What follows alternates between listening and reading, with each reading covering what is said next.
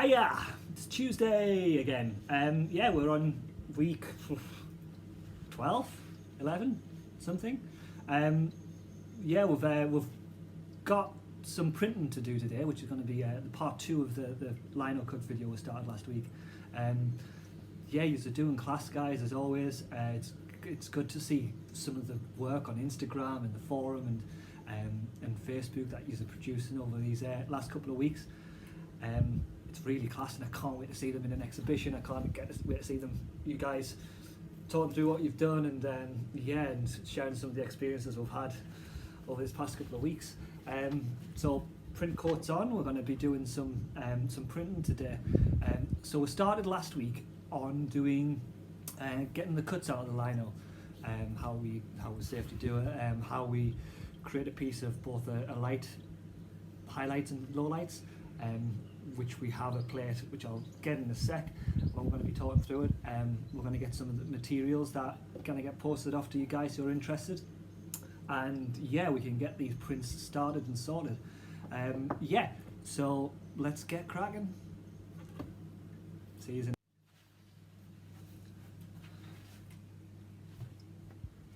So guys, what I've got is I've got the equipment I'm going to be needing. The sun's kind of not as blazing as it was last week, so I'm not squinting at the camera and hiding behind the fig bush. Yeah, it's coming out every so often, so we might get a little bit of sunshine coming out to play.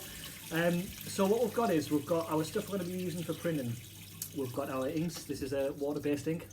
It'll usually be water-based or oil-based.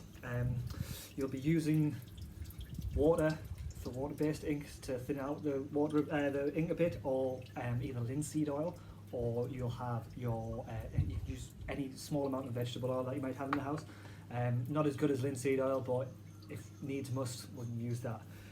We've got a roller, we've got our glass to evenly spread the inks when we're getting there, and our plate, and a nice cutting tool just in case we need to make any last amendments, and obviously a cup of tea or coffee, I think. Coffee. Okay, so what we started last week was to create our plate. Okay, what I've done is I've cut out, so we'll get the lighter colours from the print on the face, and the horns itself will have a lot more dark colours. I've left a lot of space on the cut itself, on the plate itself, so that the ink can kind of sit on there and not fall into the embossed holes that we've made. We've got we're going to be printing this out. Now, what I did was I ran an initial print off without thinning out the ink as an experiment to see kind of what ratio we'll need from water to ink, and it's come out kind of like a ghost print. So this is what we have so far, so I'm going to teach you how to amend that. Okay, I for one don't really want the background to stay all black, so what I'm going to do is I'm going to cut out this image with a Stanley knife. Obviously very sharp, guys, so be very careful when you're using it. Advise just to have a small amount coming through of the knife, because if it's too high up, then it gives more wiggle and more chance of it slipping or breaking, and you don't want shards of glass or shards of metal, very sharp metal, going in your eye. You can, with these plates, you can cut all around parts where you do want white. Now it's going to be a really time-consuming process, and you might not get an even spread. Also, I want to kind of save as much of this lino as possible, so I can reuse it for different prints. If I want to make a jigsaw plate out of this, I can, if I cut out this properly. If I want to make do other designs to layer the print, that'll be ideal. So I don't want to cut away too much of this, because it's a waste, and well, we don't want to be wasting as much of materials as we've got if we don't have much. Okay, so what I'm going to do is I'm going to quickly go through how we're going to cut this out, and then we can get cracking and get these prints sorted. Okay, so first of all, I'm going to move all this stuff, or at least my glass and my inks, so we've got a bit of space. So what you want to do is, guys, what I've done is, and I'll come up quite close so you can see, I've gone as deep as I can into the plate on the outline, of this image. This just means that when I'm cutting, I don't have to cut that deep. I'm not struggling against the material, and it should cut pretty simply. With these plates that you'll be sent, it's going to have like a stringed background or a Hessian background, so that's going to be what we're going to be really cutting through. So first of all, guys, we'll just start, like I said, not much of the knife coming out. Keep your fingers away from it, and just slow and steady wins the race, because you don't want to be cutting yourself and you don't want to be getting any fun trips into hospital. So you just follow on the lines that you made with a Stanley knife, nice and slowly. If it doesn't cut all the way through straight away, it's okay, because you can go over your lines that you've made until this all comes out as one solid piece. Like I say, this is going to be saving a lot of the material that we've got, so we can use that for later prints if we want to build this image up. Yeah, so I'm going to get a video of me doing this slow and steady, sped up obviously because it's going to take forever, but yeah, we'll jump on that. Alright. Okay, so what I've done, guys, is I've just got myself another a layer of protective wood just to put on the table, just so I don't make any cuts into a table that I don't want to be making. So yeah, basically, guys, we're literally just going to go through and cut out nice and slowly our image, being as careful as possible to stay in the lines that were created. As you can see, this nicely comes off. This is going to also make it so we can have an even layer of ink when we're putting it over the plate without a press, because without a press the image won't come out as well as it normally would. Don't worry, once we get back into the studio, we're going to keep these plates and we're going to run them off with the press. So don't fear about that doing or looking bad or looking like you're not wanting it to, because we'll get that later. As long as you follow what we've been doing before, we'll be fine. Alright, so I'm going to carry on with this, probably sing to myself and talk to myself while doing it. Yeah, see you in a sec.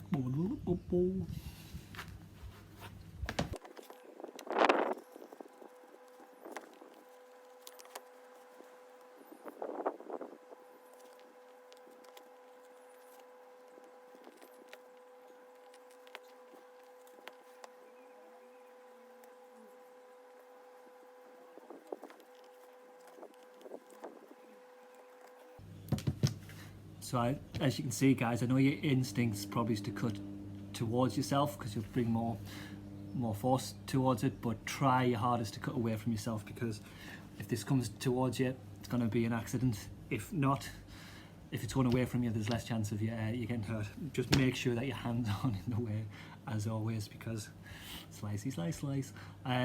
So yeah, keep safe.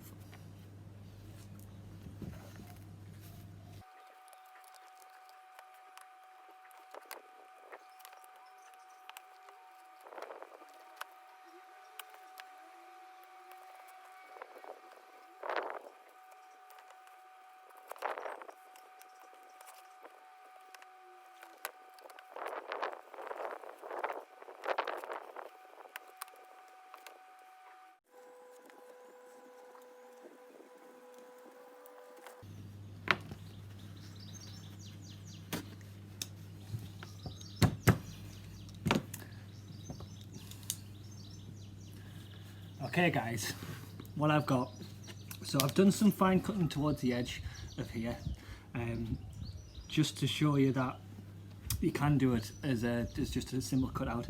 However, I know that there's going to be a lot more fiddly bits here.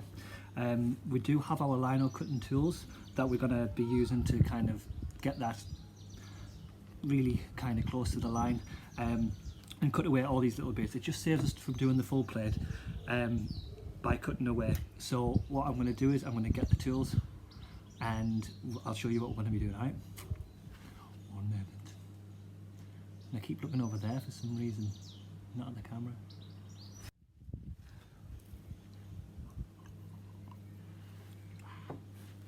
Okay, so what I've got, guys, I've got these two tools. I have a kind of curved edging tool and a straight edging tool. Literally what we're going to do is we're just going to take our cuts from the outline of the piece of whatever you're cutting out, and we're going to literally just smoothing off the edges by taking off some of the lino to just give it, cut down as far as we can, just to give it that edge so it doesn't bite on the plate. So we're wanting a very light mark. And a little bit safer than using your Stanley knife. Being careful not to cut into the pieces and the cuts that you've already made. And you can literally just chop it away as we go. So again, I'm probably just going to speed this up and we'll get ready to print. Alright. So we had it. We've got this cut out now. Okay. Now I got sidetracked and I got an ice cream because the ice cream man's been coming for the past week and I've always missed him. So we're gonna do this with an ice cream in hand. Okay. So, and I'll explain what we've been doing. So I've cut all this out. What I've done is I've got this edging tool just to go around the edges and just cut away all these last little bits. There's some parts that are fraying, if you can see at the top here. If you just get a pair of scissors and cut it off, so it's not going to come through. So that's pretty much the plate that we're going to be using. We're going to put this on different backgrounds across the couple of weeks. Hopefully it'll come out all right. But try and get as close to the outer line as possible. If you can see on this bit here, all you're going to take is your cutting tool, your edging tool, and then just literally take this round as you did before and neaten it off, getting rid of all last little bits, just so it's as neat as possible before we start to print. I'm going to finish my ice cream and yeah, we'll get printing. Okay, 2 minutes guys. So ice cream done guys. We've got the plate cut out. We have well, the tools that we're going to be needing for the printing. So I've got a water-based ink. Like I said before, you can either get a water-based ink or a oil-based ink. I've got some water just to thin out the ink so it spreads a bit better. I've got a bit of glass here, or you can use plexiglass or any old picture frame, the front of the picture frame. It just helps with the spread of the ink a bit better. Got my plate, I've got a hand press, and I've got some paper down there. Okay, I've got a palette knife. Okay, so what you want to do is, just so the ink's thinned out a little bit so it sits on the plate a lot better, is to mix it or thin it out with either water if it's water-based, or linseed oil if you've got it, or vegetable oil can work as well. Only a small amount. Literally guys, you just need a couple of drops, not loads. And what you're doing is you're taking your palette knife and you're just mixing that together, breaking up the old molecules in there, just so it will spread a lot better. You don't want it too thick, because like I say, it'll happen what happened on that previous print I showed you. And what I'm doing is I'm just spread it out about the size of the width of the roller, give or take. Okay, and then always pulling away from us, or pulling towards me or pushing away from me. Never go backwards and forwards, because you're only covering a small surface area of the roller. So you want to fill this roller with ink. Okay. And once we've done that, the moment of truth. I put some newspaper down as well, guys. Just don't really want to be making a mess. So I'm going to be covering this whole plate with ink. As you can hear, it has a delightful squeaky sound, which doesn't get annoying at all. Okay,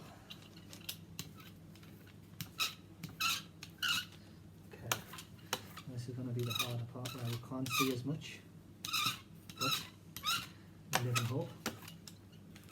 God, this needs some WD-40 on it.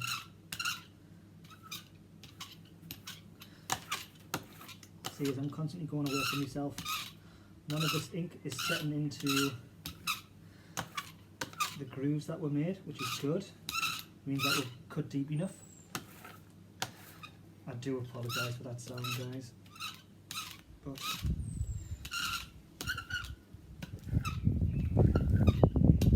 don't be too scared to put too much pressure on it.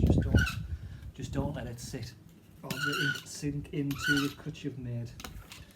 Okay. Now that looks like a pretty even spread. Hopefully the sun doesn't dry it out too much. So what I do is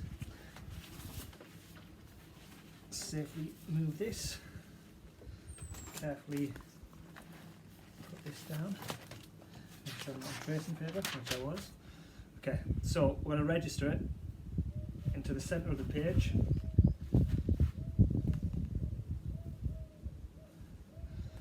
Hopefully this is going to print out alright. So normally with the press, guys, would use a thick goose feather blanket, but we don't have that, unfortunately. All we have is a bit of elbow grease. Make sure you do this on a flat surface as well, though, because it just gets into the paper. Now what you can do if it's not sitting into the paper and using oil-based inks is that you can slightly drench the paper, just a light spray over the top with some with water and an old kind of cleaning bottle. It should sit a lot better and just grasp onto the paper. Don't want to soak it too much though. It just it just makes it so the ink can settle into the paper a lot better. Okay, now the moment of truth. It hasn't moved, which a printing press might give us or make do. Yeah, guys, I literally ran out of storage / battery when that went on, so we'll finish that off, okay? So, right, that's it. So that's our print that we've got, okay? It's come out all right, considering we don't have a press. So yeah, we've got the lines that's been cut out. That's our first step to lino cuts. So yeah, guys, if you have any questions about these, I'll be about on the forums to answer the questions. Make sure you sign up to get some kits.